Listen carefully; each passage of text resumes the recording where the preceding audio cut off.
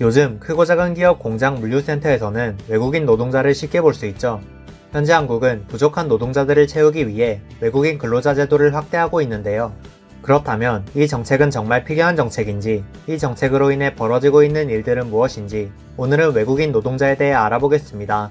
우선 정부는 부족한 근로자 문제를 해소하기 위한 방안으로 외국인 근로자 채용을 확대하였습니다. 2025년 기준 고용 허용 인원은 16만 5천 명으로 지난해보다 약 45% 증가하였죠. 이 증가 수치는 중소기업과 농촌의 인력 문제를 해결하고 소득 양극화 현상을 줄이기 위한 방안이라는 명목을 가지고 있는데요. 하지만 자세히 들여다보면 이 정책은 단순히 일손 부족을 채우기 위한 수단이 아니라 기업들의 저임금 인력 확보 정책에 가깝습니다.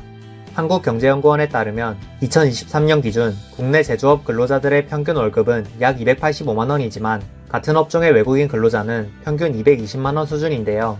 기업 입장에서는 60만원 이상을 아낄 수 있는 값싼 인력을 택하는 것이 당연한 선택이겠죠. 이 구조는 값싼 노동력 의존형 사업을 강화시키고 외국인들의 일자리를 줄어들게 만들고 있습니다. 통계청이 발표한 2024년 청년 실업률은 7.2%로 전체 평균의 2배를 넘습니다. 특히 비교적 진입장벽이 낮은 단순 노무직, 물류, 제조업 분야 등은 이미 외국인 근로자가 절반 이상을 차지하고 있죠. 실제로 고용노동부에 따르면 편의점, 배달, 건설 현장 등에서 외국인 근로자의 비율은 53%를 넘어가고 있는데요. 그렇다면 이러한 외국인 노동자 확대 제도는 경제를 활성화시키며 인력 문제를 해결하고 있을까요? 한국은행 자료에 따르면 외국인 노동자의 해외 송금액은 2024년 기준 75억 달러, 하나 약 10조 원에 달합니다. 즉 외국인 근로자가 한국에서 번 돈이 한국 내에서 소비되지 않고 그대로 빠져나가고 있는 것이죠. 내용을 조금 더 들여다보면 해외 송금액은 매년 꾸준히 증가하고 있습니다. 2020년 약 61억 달러에서 4년 만에 20% 이상이 늘어났죠. 모두가 알다시피 외국인 노동자들의 급여는 보통 국내에서 소비되지 않고 해외 가족 부양으로 쓰이고 있습니다. 외국인 노동자의 본국 송금 비율은 평균 40% 이상으로 추정되는데 이는 국내 소비 저축률보다 훨씬 높은 수치이죠. 또 하나 짚어야 할 문제는 산업별 영향 차이입니다. 외국인 근로자 비중이 높은 업종일수록 국내에서 쓰는 지출 패턴이 유사하게 보입니다. 숙소가 공단 주변 원룸이나 기숙사에 몰려있고 생활 지출도 근거리 상점과 식당 중심으로 좁게 형성되죠. 이는 곧 대형 유통 문화 여가로 퍼지는 파급 효과의 제한을 만들어냅니다. 반대로 사업주 입장에서는 숙련된 근로자들이 안정적으로 오래 머물면 생산 차질을 줄이고 납기 준수율 등을 높이는 긍정적 효과가 발생하게 되죠. 결국 영양 차이에서는 내수 파급 효과는 낮게, 생산 안정 효과는 높게 나타나는 엇갈림이 동시에 존재한다고 보는 게 정확합니다. 그렇다면 인력난은 실제로 완화되고 있을까요? 결론부터 말씀드리면 부분적으로는 완화되고 구조적으로는 여전히 남아 있습니다. 현재 공장 물류 등 단순 노동업계에서는 채용 공백이 예전보다 훨씬 줄어들었죠.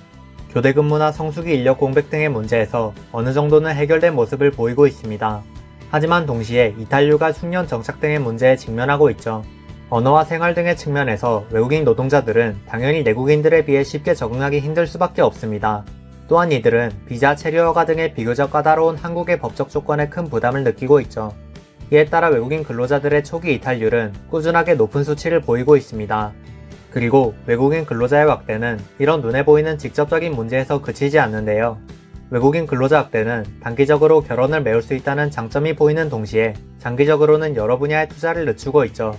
자동차 회사로 예를 들어보자면 외국인 노동자 채용 확대로 당장의 생산성에서 큰 효과를 볼 수 있습니다. 공장에 사람이 많을수록 당연히 생산 속도는 빨라지기 때문이죠. 하지만 자동차 회사는 끊임없이 공정 시스템을 발전시켜야 합니다. 설비 자동화 및 공정 개선 투자는 자동차 회사에서 아주 큰 부분을 차지하고 있지만 이미 외국인 근로자 확대를 통해 이들의 급여에 회사의 예산을 투자하였기 때문에 저런 시스템 발전 예산은 줄어들 수밖에 없죠. 외국인 근로자들의 급여와 회사의 미래 발전 속도를 맞바꾼다는 개념으로 말입니다. 생산성과 미래 발전의 균형을 잘 맞추어 근로자 제도를 개편해야 하지만 이를 위해서는 굉장히 많은 것들을 고려해야 하기 때문에 합리적인 정책이 나오지 못하고 있는 상황이죠. 이 균형을 어떻게 맞추는지가 앞으로의 기업과 국가 발전에 큰 영향을 미칠 것으로 예상됩니다. 이번 영상은 여기까지입니다. 좋은 일만 가득하시길 바랍니다.